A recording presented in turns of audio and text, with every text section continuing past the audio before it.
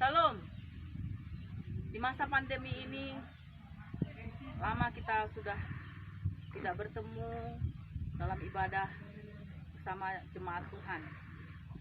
Bahkan kami para penyuluh juga tidak dapat bertemu dengan kelompok binaan. Namun, kami penyuluh agama Kristen dari kantor Kementerian Agama Kabupaten Samosir tetap ingin mengajak saudaraku yang dikasihi di dalam nama Tuhan Yesus untuk bisa beribadah dan mendengarkan firman Tuhan. Dari GPI Pangalawan Tenggulan, kami mengajak kita semuanya untuk mengikuti ibadah hari ini. Selamat mengikuti. Shalom. Shalom. Puji syukur kita panjatkan kepada Tuhan kita, Allah yang baik, Allah yang tidak terbatas memberkati kita sepanjang hari. Sehingga hari ini kita masih diberi kesempatan, diberi napas kehidupan secara cuma-cuma. Kita patut bersyukur kepada Tuhan. Kita akan pujian bagi Tuhan hari ini. Engkau ada bersamaku di setiap musim hidupku. Haleluya.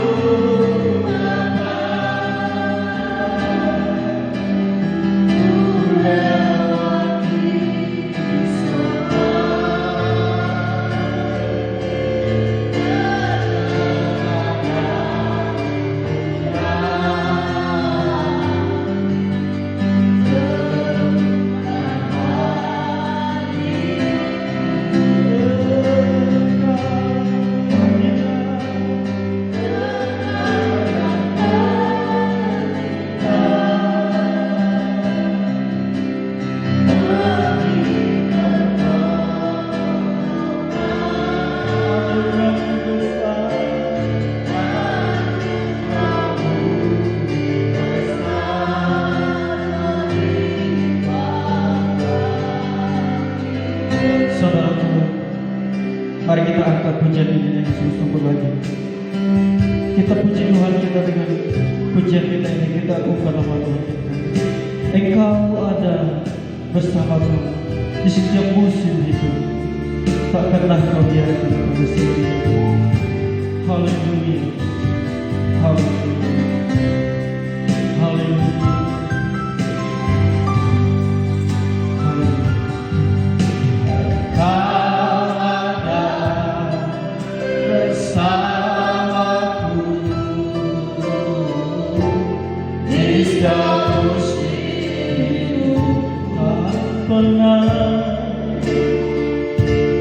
tak pernah kau tiada.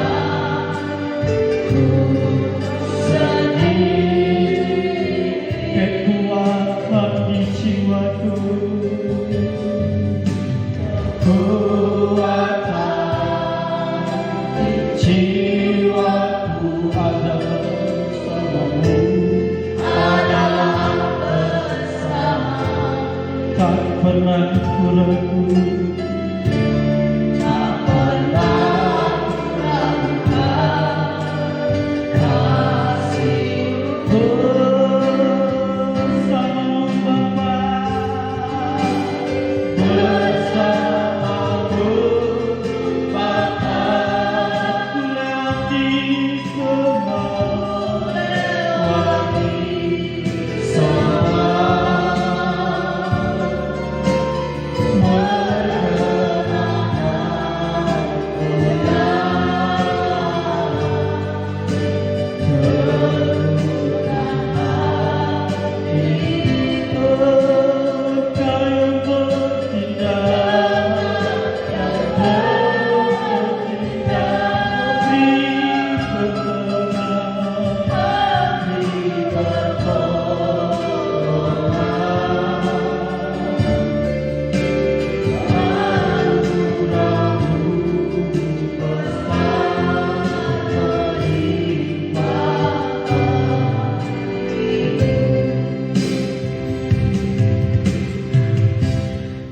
mari kita berdoa berfirman kepada Tuhan. Berfirmanlah ya Tuhan, sebab aku memuliakan. Nyatakanlah kepadaku kemuliaan-Mu. Penuhilah jiwaku dengan kasih kami. Amin. Kita akan menyerahkan ibadah kita ini sepenuhnya kepada Tuhan dari awal hingga akhir, supaya Roh Tuhan hadir di tempat ini menyertai kita semua yang hadir di sini. Kami undang dengan hormat Bapak Pendeta Sihota mengajarkan ibadah kita ini kepada Tuhan, supaya Tuhan hadir dan kemudian kami serahkan kepada Pak Bapak Roh mulia. Amin.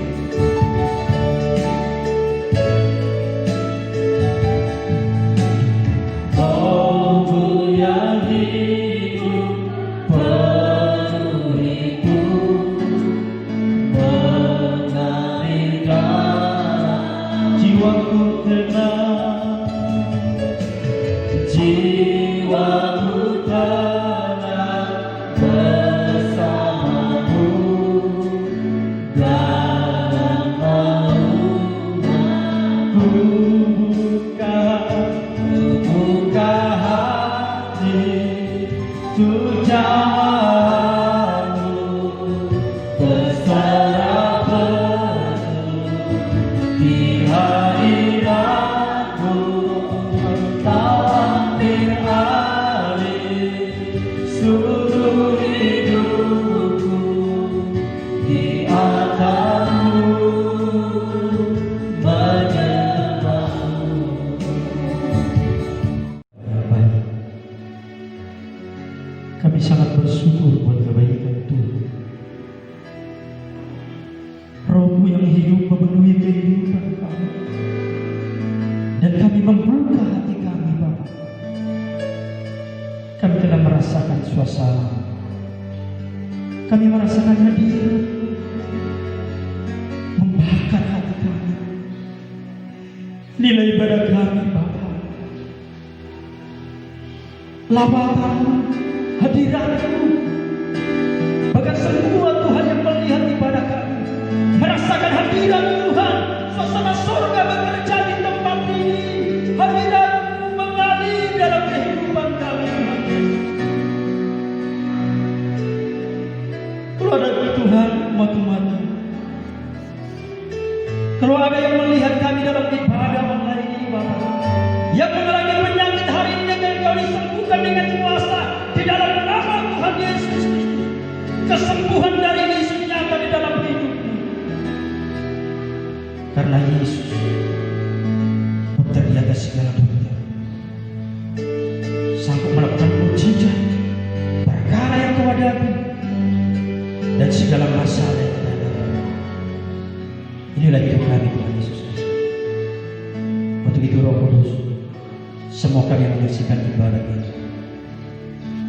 Kami tahan ke dalam tangan-Mu, mengurapi Roh Kudus ibadah kami, mulai awal dan akhir, bahkan firman Tuhan mengubahkan hidup kami, mengubahkan semua Tuhan. Kami yang mendengarkan firman Tuhan, berkarya nyata dalam diri kami. Segala persoalan kami ada solusi di dalam firman Tuhan. Urapi hamba-Mu yang melayani, yang membuka dalam pujian penyembahan kami. Urapi yang mengambil bagian semua, bahkan singa, bahkan juga Tuhan, semua anak-anak Tuhan yang mengambil bagianku, bahkan firman Tuhan memberkati kami semua. Terima kasih Tuhan Yesus Kristus. Kami percaya Roh Kudus sedang memimpin ibadah kami awal mungkin, dan kami bersyukur di dalam nama Tuhan Yesus Kristus kami berdoa. Haleluya. Amin.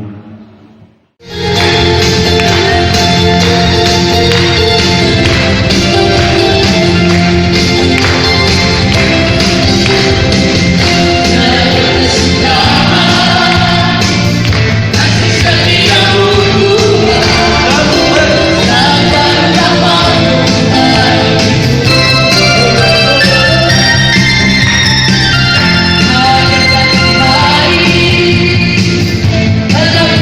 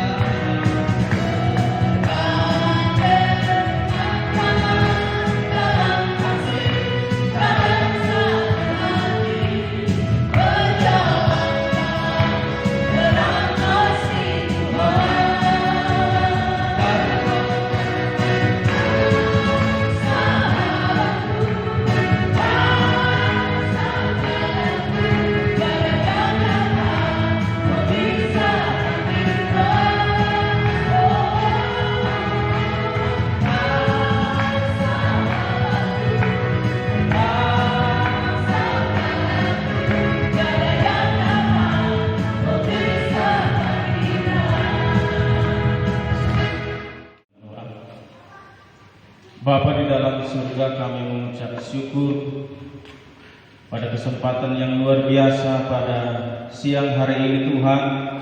Engkau memberikan waktu yang luar biasa bagi kami sehingga saat ini kami akan mendengarkan firman Tuhan yang akan memberkati roh kami dan memberkati hidup kami. Biarlah Tuhan Engkau yang mengambil alih penyampaian firman pada siang hari ini. Urapi semua kami yang mendengarkan firman-Mu dimanapun kami berada, dan juga urapi hamba-Mu yang menyampaikan kebenaran firman-Mu. Kuduskanlah setiap hati kami saat ini ya Tuhan. Dalam nama Yesus kami berdoa dan siap mendengar firman-Mu. Amin. Shalom Bapak Ibu Saudara yang kasih Tuhan, dimanapun kita berada saat ini, dan semua jangkauan yang bisa mendengar yaitu channel ini. Mari kita membuka kebenaran firman Tuhan dari Matius pasal 16 ayat yang ke-24, hanya satu ayat saja. Demikian firman Tuhan, Matius pasal yang ke-16 ayat yang ke-24. Jikalau memungkinkan kita membaca bersama-sama.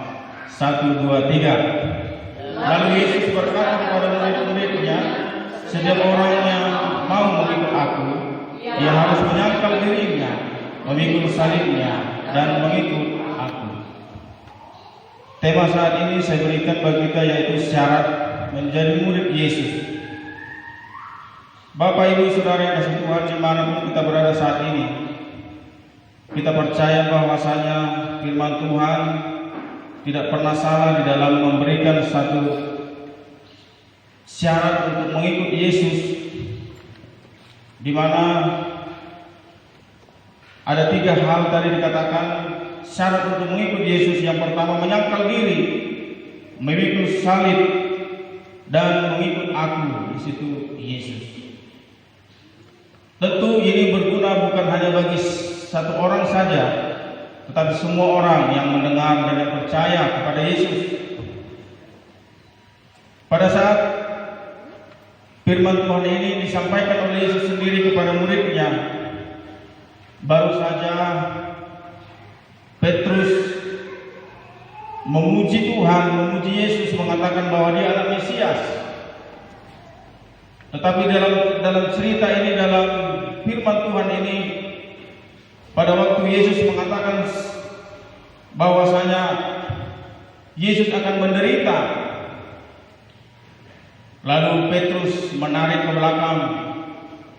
Dikatakan di ayat yang ke-22, tetapi Petrus menarik Yesus ke samping dan menegur dia, katanya, Tuhan, kiranya Allah menjauhkan hal itu. Hal itu sekali-kali takkan menimpa engkau. Maka Yesus berpaling dan berkata kepada Petrus, "Hanyalah iblis, engkau satu batu sandungan bagiku, sebab engkau bukan memikirkan apa yang dipikirkan Allah, melainkan apa yang dipikirkan manusia." Sebab itulah Yesus mengatakan syarat mengikut Dia. Yang pertama, menyangkal diri, memikul salib, dan mengikut Yesus. Sebelum kita mengikut Yesus ada 2 dikatakan syarat di atas, menyangkal diri dan memikul salib. Kita tahu salib itu adalah metode yang digunakan oleh kerajaan Romawi untuk mengeksekusi setiap orang yang jahat, dikatakan.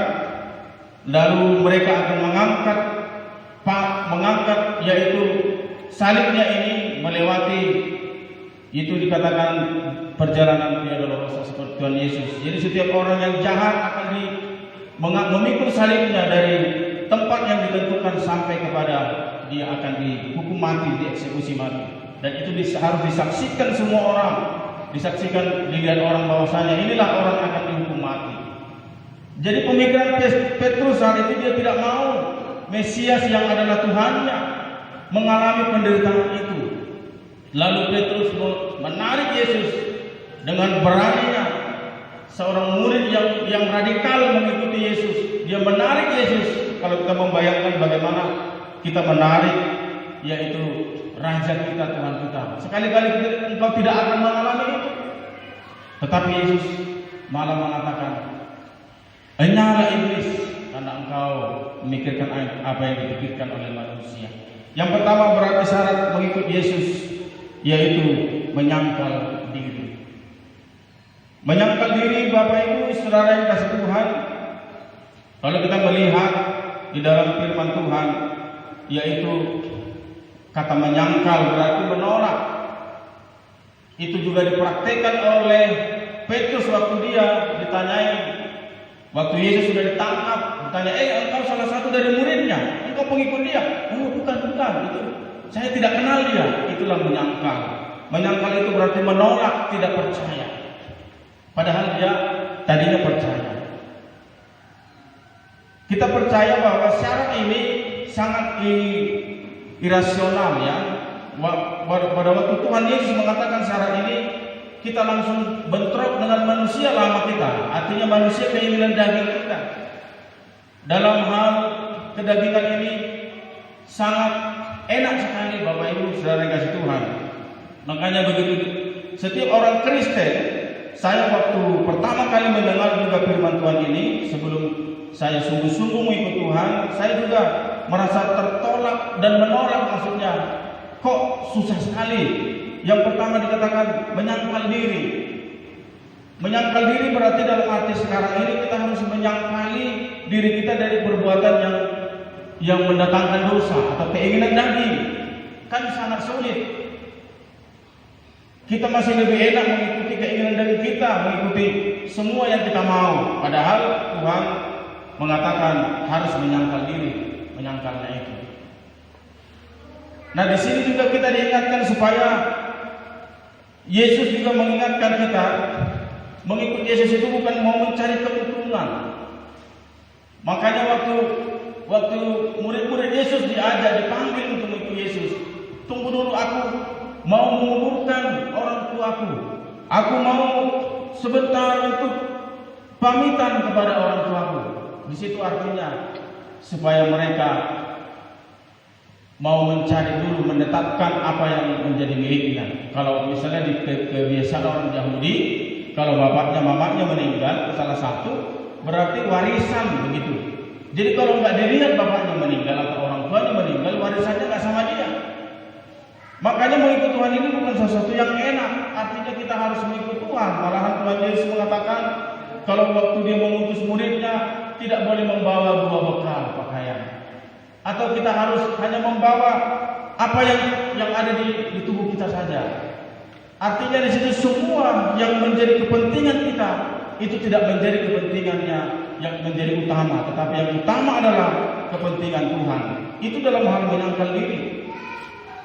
Kita juga bisa melihat dalam segala apa yang dikerjakan oleh manusia, menghalalkan segala cara untuk supaya mendapatkan keuntungan.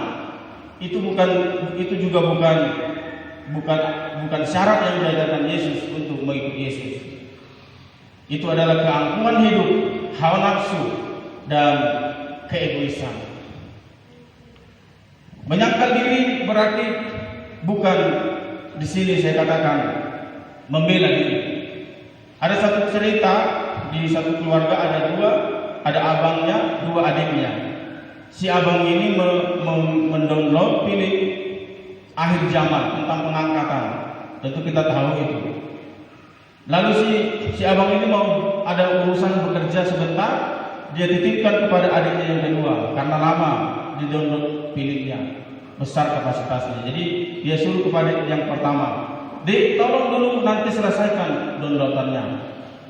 Downloadan apa katanya? Itu film akhir zaman. Didengar adiknya yang kedua. Adiknya yang kedua dalam hatinya dia diam-diam saja. Lalu adik yang pertama tadi langsung menghakimi adik abangnya itu. Abang tuh nggak pernah ke gereja. Ngapain? Apa gunanya abang menonton film itu? Film pengangkatan ke surga itu. Padahal abang nggak pernah ke gereja. Tapi akhirnya di situ abangnya membela diri.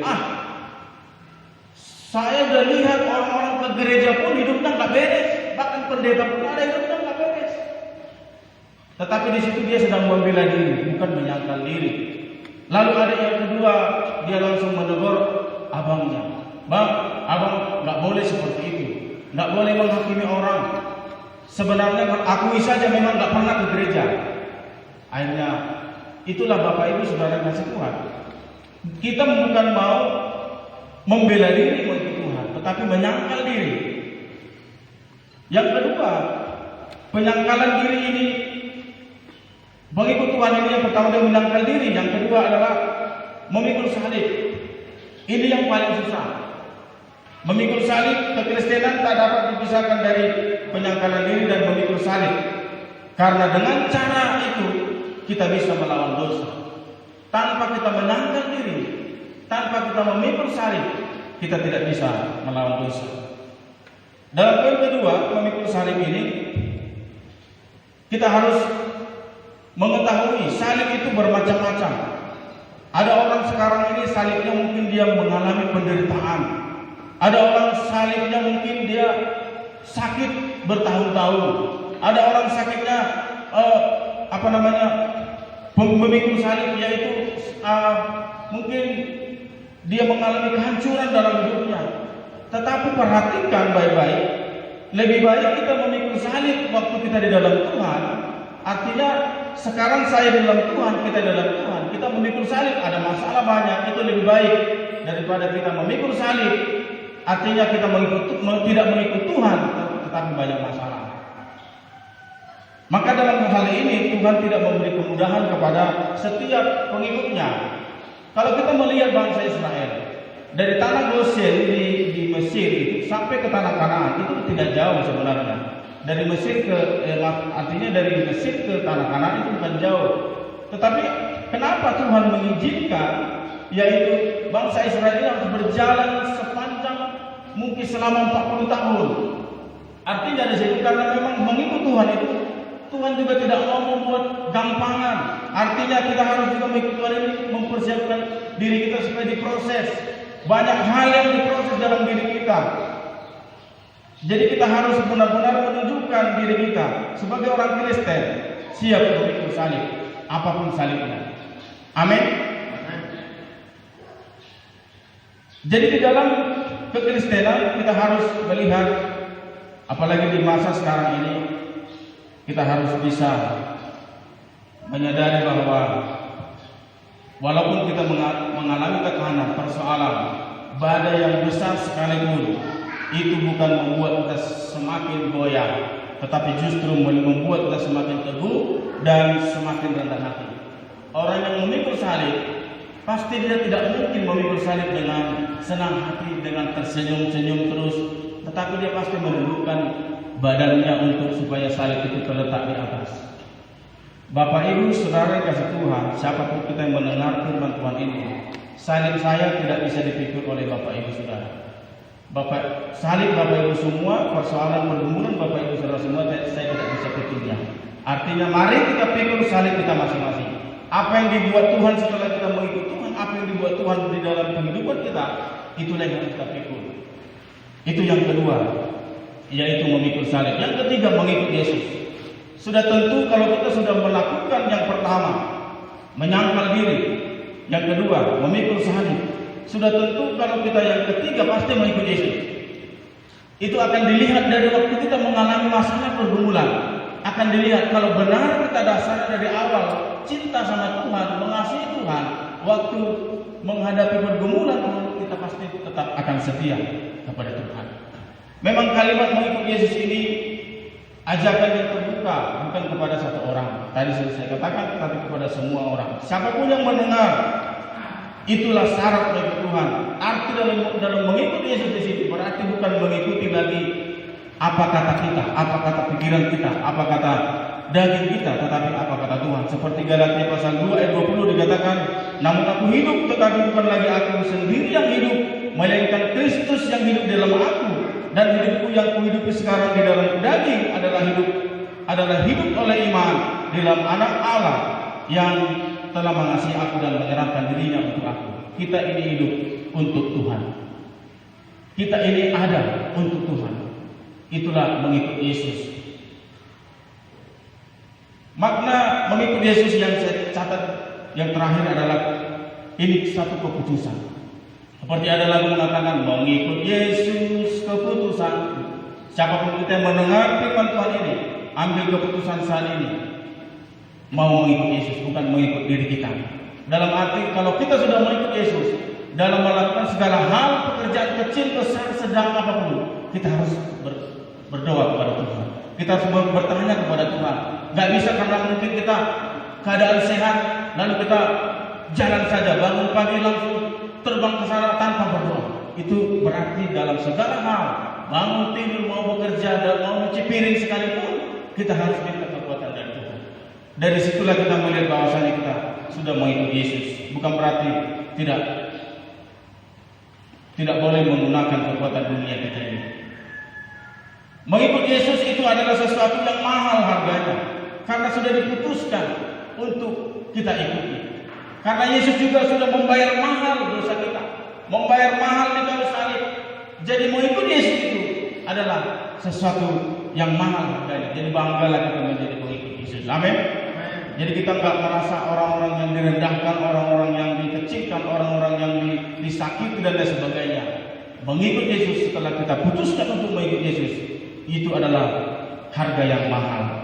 Yesus sendiri sudah rela miskin, bahkan dia merendahkan dirinya, bahkan sampai mati di kayu salib.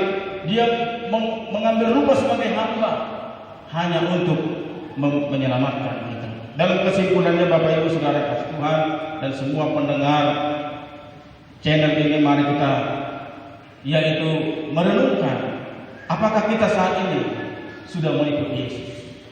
Mengikut Yesus bukan sementara, bukan seperti kalau sudah kita bekerja pensiun umur 60 atau umur 55 atau umur 70 atau pendeta umurnya 80.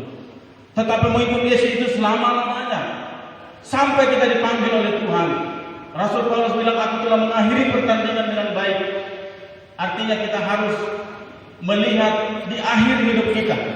Pengkhotbah mengatakan hari kematian lebih baik daripada hari kelahiran. Nah itu, jadi bukan berarti kehidupan kita belum tahu, nanti di akhirnya baru tahu siapa saya. Itu di akhirnya tahu. Bapak Ibu Saudara semua, bahkan kita mendengar channel ini, nanti ketika di akhirnya baru tahu siapa kita sebenarnya. Nah untuk itu Rasul Paulus juga mengingatkan dalam Filipi pasal 1 ayat 21, karena bagiku hidup adalah Kristus dan mati adalah keuntungan. Setiap orang yang mengikut Yesus tidak akan pernah takut mati. Dikatakan tadi di ayat itu, barang siapa takut kehilangan nyawanya akan kehilangan nyawanya. Barang siapa tidak takut kehilangan nyawanya karena aku, maka kita akan mendapatkan. Orang Kristen jangan takut mati.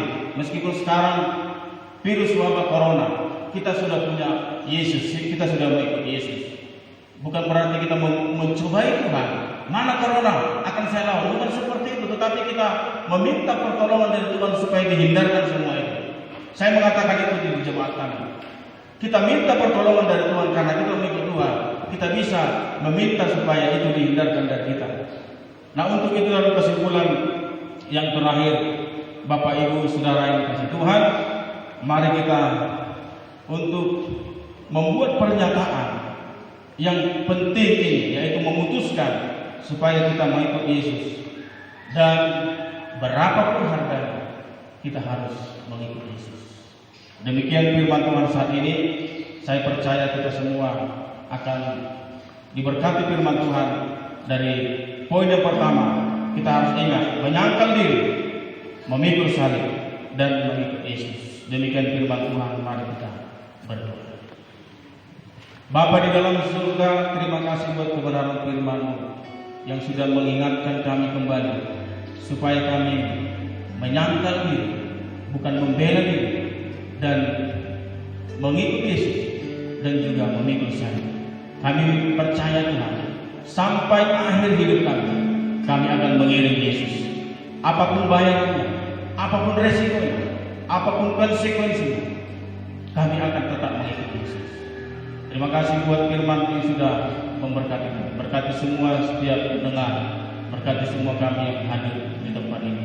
Terpujilah Tuhan, dalam nama Tuhan Yesus kami berdoa dan mengucap syukur. Mari kita mengucapkan doa Bapa kami. Bapa kami yang di surga, dikuduskanlah namamu, datanglah kerajaanmu, jadilah kehendakmu di bumi seperti di surga. Berikanlah kami pada hari ini makanan kami yang secukupnya, dan ampunilah kami kesalahan kami, seperti kami juga mengampuni orang yang bersalah kepada kami. Dan janganlah membawa kami ke dalam pencobaan, tetapi lepaskanlah kami daripada yang jahat. Karena Engkau yang punya kerajaan dan kuasa dan kemuliaan sampai selama-lamanya. Anugerah dari Allah Bapa, kasih dari Yesus Kristus, serta persekutuan dalam Roh Kudus memberkati dan menyertai kita sekalian sampai Maranatha Yesus datang kali kedua. Amin.